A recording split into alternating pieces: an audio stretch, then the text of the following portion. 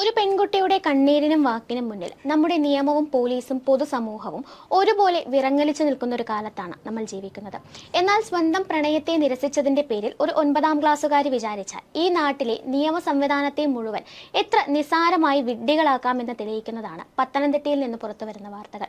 തന്നെ കൂട്ടബലാത്സംഗം ചെയ്തു എന്ന 13-കാരിയായ ഒരു പെൺകുട്ടി ചമച്ച കള്ളക്കഥയിൽ ഒരു തെറ്റും ചെയ്യാത്ത 6 കുടുംബങ്ങളുടെ ജീവിതമാണ് ഒരൊറ്റ രാത്രി കൊണ്ട് കരിനിഴലിലായത്. മെഡിക്കൽ പരിശോധനയിലും പിന്നീട് മജിസ്ട്രേറ്റിന് മുന്നിലും കുട്ടി മൊഴി മാറ്റിയതോടെ കേസ് വ്യാജമാണെന്ന് തെളിയിക്കുകയായിരുന്നു.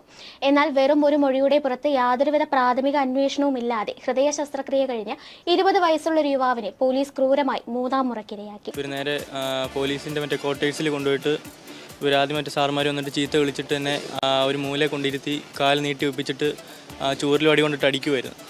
അവർ മാറി മാറി അടിക്കുമായിരുന്നു. എന്നിട്ട് ബൂട്ടിട്ട് കാലിലിട്ട് അവരിട്ട് ചവിട്ടി ഇങ്ങനെ എന്നിട്ട് കറക്കുമായിരുന്നു. എന്നിട്ട് ചെവിയിലെല്ലാം പിടിച്ച് വലിച്ച് പൊക്കി മുടിയിലും പിടിച്ച് വലിച്ച്. അപ്പോൾ എനിക്ക് ഭയങ്കര ശരീരത്തിന് ഭയങ്കര വേദനയായിട്ടൊക്കെ ഇരിക്കുക. നിയമം ഇരകൾക്കൊപ്പമാണ്, സംശയമില്ല. പക്ഷേ ആ നിയമം സ്വന്തം വാശി തീർക്കാനുള്ള ആയുധമാക്കാൻ ഒരു 13-കാരിക്ക് ഇത്രയും എളുപ്പത്തിൽ സാധിച്ചെങ്കിൽ നാളെ ഇവിടെ ഏത് പുരുഷനാണ്, ഏത് ആൺകുട്ടിക്കാണ് സുരക്ഷിതത്വമുള്ളത്? പത്തനംതിട്ട കോന്നി കൂടലിലാണ് കേരളത്തെ ഒന്നടങ്കം നടുക്കിയ ആ വാർത്ത ആദ്യം പുറത്തു വരുന്നത്. 9ാം ക്ലാസ്സിൽ പഠിക്കുന്ന 13 വയസ്സുകാരിയായ പെൺകുട്ടി സ്കൂൾ കൗൺസിലിംഗിനിടയിലും പിന്നീട് ചൈൽഡ് ലൈൻ അധികൃതർക്ക് മുന്നിലും താൻ ക്രൂരമായി ലൈംഗിക അതിക്രമങ്ങൾക്ക് ഇരയായി എന്ന് മൊഴി നൽകുകയായിരുന്നു. സ്കൂൾ ശുചിമുറിയിൽ വെച്ചും സഹപാഠിയായ മറ്റൊരു പെൺകുട്ടിയുടെ വീട്ടിൽ വെച്ചും തിയേറ്ററിൽ വെച്ചും സഹപാഠികൾ ഉൾപ്പെടെ 10ഓളം പേർ ചേർന്ന് തന്നെ കൂട്ടബലാത്സംഗം ചെയ്തു എന്നായിരുന്നു കുട്ടിയുടെ ആരോപണം.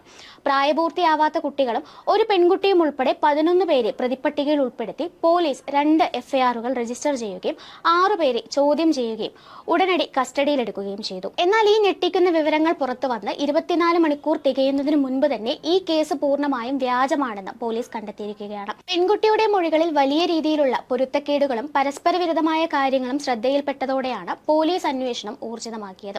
തുടർന്ന് കുട്ടിയെ വിശദമായ വൈദ്യപരിശോധനയ്ക്ക് വിധേയമാക്കിയപ്പോൾ കുട്ടി ഒരു തരത്തിലുമുള്ള ലൈംഗിക അതിക്രമണത്തിന് ഇരയായിട്ടില്ലെന്ന് ഡോക്ടർമാർ കൃത്യമായി സ്ഥിരീകരിച്ചു.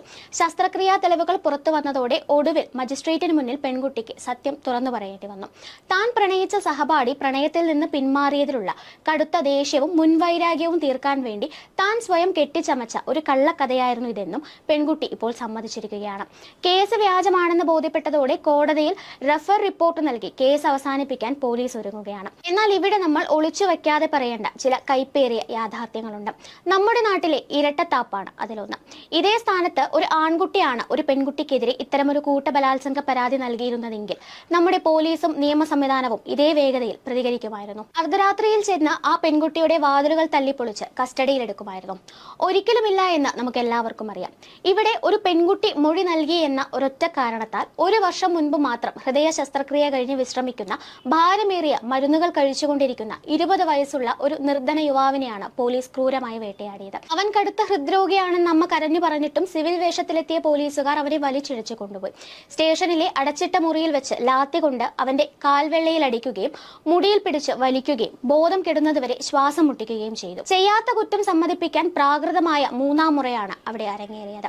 ഒരു തെറ്റും ചെയ്യാതെ പോലീസ് കസ്റ്റഡിയിൽ കഴിയേണ്ടി വന്ന ആ 9ാം ക്ലാസ്സുകാരുടെ മനസ്സിൽ വീണ കരിനിഴൽ അത്ര പെട്ടെന്നൊന്നും മാഞ്ഞു പോവില്ല. കള്ളക്കേസിലൂടെ അവരുടെ ജീവിതവും കരിയറിലും വീണ ആ കറുത്ത പാട് ആര് മായ്ച്ചു കൊടുക്കും? നാട്ടുകാരുടെ മുമ്പിൽ അവർക്കുണ്ടായ അപമാനത്തിന് ആര് നഷ്ടപരിഹാരം നൽകും? ഭയം കാരണം മുറിക്ക് പുറത്തിറങ്ങാനോ തന്റെ കുടുംബം പുലർത്തുന്ന ജോലിക്ക് പോകാനോ കഴിയാതെ മാനസികമായി തളർന്ന ആ ഹൃദ്രോഗിയായ യുവാവിന്റെ ഭാവിക്ക് ഇനി ആരാണ് ഉത്തരവാദി? ഇതിനെല്ലാം പുറമെ ഈ 13-കാരിയുടെ മാനസികാവസ്ഥ നമ്മളെ ഭയപ്പെടുത്തുന്നതാണ്. ഇതൊരു കൊച്ചുകുട്ടിയുടെ കുസൃതിയല്ല, മറിച്ച് ക്രിമിനൽ ബുദ്ധിയോടെയുള്ള കൃത്യമായ ആസൂത്രണമാണ്. 10 പേരുടെ പേരുകൾ കൃത്യമായി പറയുകയും പീഡനം നടന്ന സ്ഥലങ്ങൾ കൃത്യമായി വിവരിക്കുകയും ചെയ്യണമെങ്കിൽ ഒരു കുട്ടിയുടെ മനസ്സിൽ എത്രത്തോളം വിഷമുണ്ടാകണം? മൊബൈൽ ഫോണിന്റെ അമിത ഉപയോഗവും സൈബർ ലോകത്തെ കാഴ്ചകളും ശരിയായ മൂല്യബോധത്തിന്റെ കുറവുമൊക്കെയാണോ ഇത്രയും ചെറിയ പ്രായത്തിൽ തന്നെ കുട്ടികളെ ഇത്തരത്തിലുള്ള വക്രബുദ്ധിയിലേക്ക് നയിക്കുന്നത് എന്ന് മാതാപിതാക്കളും സമൂഹവും ആത്മപരിശോധന നടത്തേണ്ടതുണ്ട്. വ്യാജ പരാതി നൽകിയവർ നാളെയും ഇതേ സമൂഹത്തിൽ ജീവിക്കുമ്പോൾ കള്ളക്കേസിൽ കുടുങ്ങിയ നിരപരാധികൾ ജീവച്ഛവമായി മാറും. ഇതിലും വലിയ അപകടം, നാളെ യഥാർത്ഥത്തിൽ പീഡിപ്പിക്കപ്പെടുന്ന ഒരു പെൺകുട്ടി സഹായത്തിനായി നിലവിളിക്കുമ്പോൾ ഈ സമൂഹം ആ കുട്ടിയെയും പത്തനംതിട്ടയിലെ ഈ വ്യാജ പരാതിയുടെ കണ്ണുകളിലൂടെയാകും സംശയത്തോടെ നോക്കുക എന്നതാണ്. സ്വന്തം പക തീർക്കാൻ നിയമത്തെ ആയുധമാക്കുന്നതിലൂടെ ഈ പെൺകുട്ടി തകർത്തത് അവളുടെ കൂട്ടുകാരെ മാത്രമല്ല, നാളെ സഹായം അർഹിക്കുന്ന ഓരോ കുഞ്ഞിന്റെയും സുരക്ഷിതത്വത്തെ കൂടിയാണ്. News desk, India mirror.